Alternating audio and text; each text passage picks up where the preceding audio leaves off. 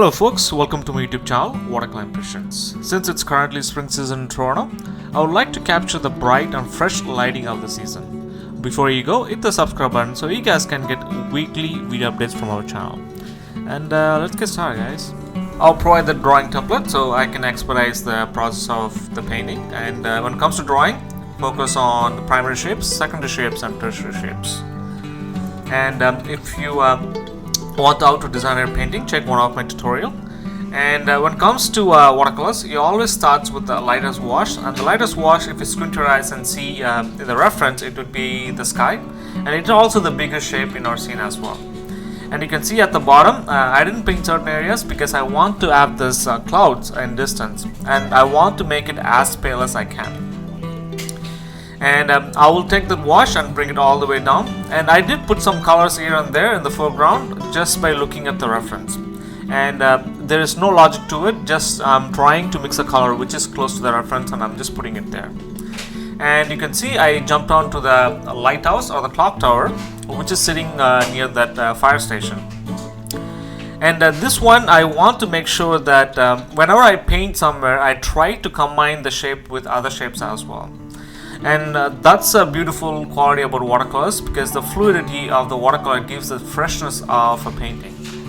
So now I'm focusing on the little details on the fire station, and you can see I'm going to leave the white bits for the mid part of it. For at the bottom, I'm just going to go and fill it. And I also making sure everything bleeds and do this miraculous impression of texture in our painting.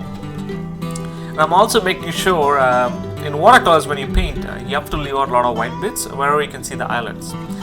And one thing I realized when I putting down my paint before I started doing it is the mid part, the windows. It looked bigger, but I made it a little bit smaller. But we won't tell anyone, but it kind of looked really good as well. So now I'm focusing on the background building. When it comes to background, you're just painting a background. Keep as simple as possible. Since this is the first thing we're going to paint in the scene, and we tend to put a lot of details in it without even realizing it. So I also have that issue sometimes, but I tell myself not to focus on details while painting the background. And I'm just making some marks here and there. This is a big parking lot near CNE in Toronto. It's called the Exhibition Place. And I'm trying to make some marks here and there and just gives an impression of a parking lot. And I also added a figure just to show the scale, and there is something to take us to the midground. And now I'm focusing on the tree which is on the midground. When it comes to trees, there is no one way to paint something. But as a watercolorist, I try to paint everything as impressionistic as possible. As a painter, we shouldn't try to copy Mother Nature as it is, and it kind of I feel disrespectful to Mother Nature, because we're learning from Mother Nature and creating our own impressions, our own painting. And you can see with a couple of strokes we blocked in the tree really well. And now I'm focusing on the clock tower, and there's the green part, and I added the shadow, this mid shadow, and I'm trying to block in the shadow side of the clock tower. And you can see in a quick, faster way, we created this clock tower in a three-dimensional objects.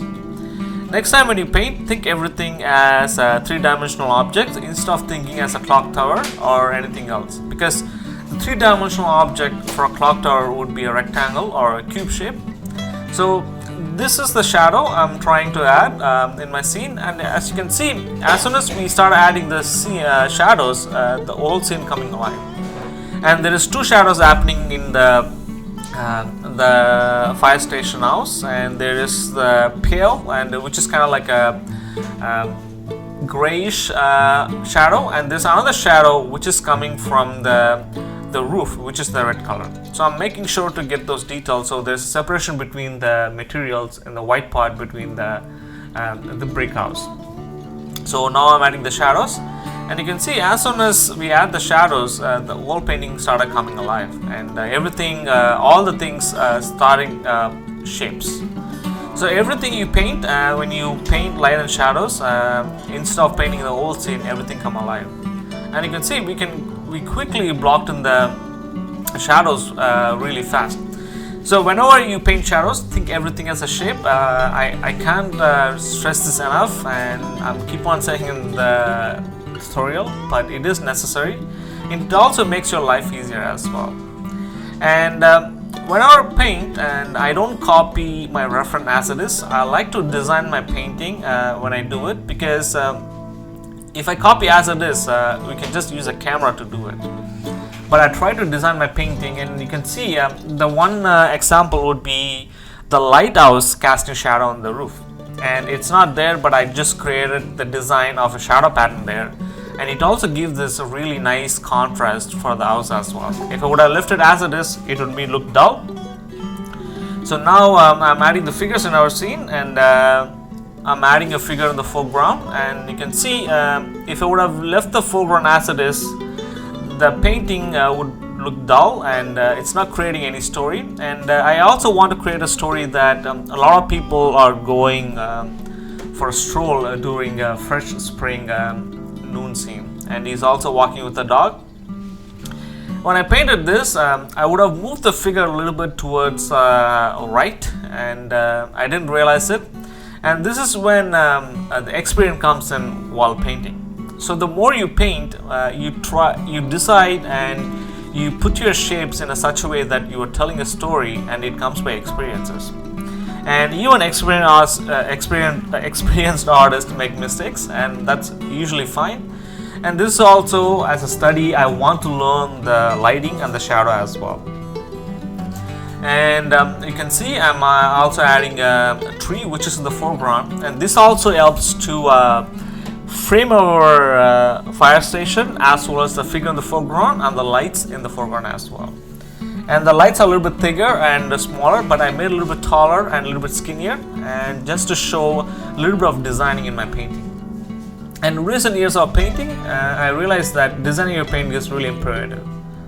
And this is the shadow I'm going to create. As soon as we create the shadow, the framing goes to the fire station, the house, as well as the figure. And that's my focal point, and that's my vision for my painting. So I would have left the painting as it is, but I want to create a little bit of a darker shadow to create a little bit of depth in my shadows as well. And if you see in the lighting areas, not that many things happens, whereas in the shadow areas there's a lot of details happening. And once we add this the tertiary shadow, and not that many artists add it, but I do add it, but because that creates an illusion of depth and 3D in our painting as well. And these are small tiny details, and I'm trying to anchoring the ground. And we are almost at the end of our painting, and now I'm going to use white paint. I'm using Chinese white from out of the tube, and I'm just trying to bring back some of the highlights in my scene. And some artists frown upon it using white paint in watercolors, but I do it because it's a little bit hard to bring highlights sometimes. And you can see it also brings back some of the details in our scene. If you see, by layering light and shadows, we're able to create this a reference really fast, and it also gives that freshness in watercolors too. And I'm just tightening up some of the shadows in the foreground. And I always tape my painting just to get the crisp hard edges for my watercolors, and it also shows how it's framed. Now it's your turn. Take my drawing template and reference, and let's see what you can come up with. And the painting came rather nice too. Thanks again for watching the spring painting tutorial. Please feel free to share your thoughts on this video in the comment section below. If you have any other topics related to watercolors that you would like me to cover, please reach out to me at watercolorimpressions@gmail.com or leave a comment down below. Don't forget to give this video a thumbs up and subscribe to our channel for weekly uploads, and share with your fellow artists, friends and family. And good luck with your painting, folks.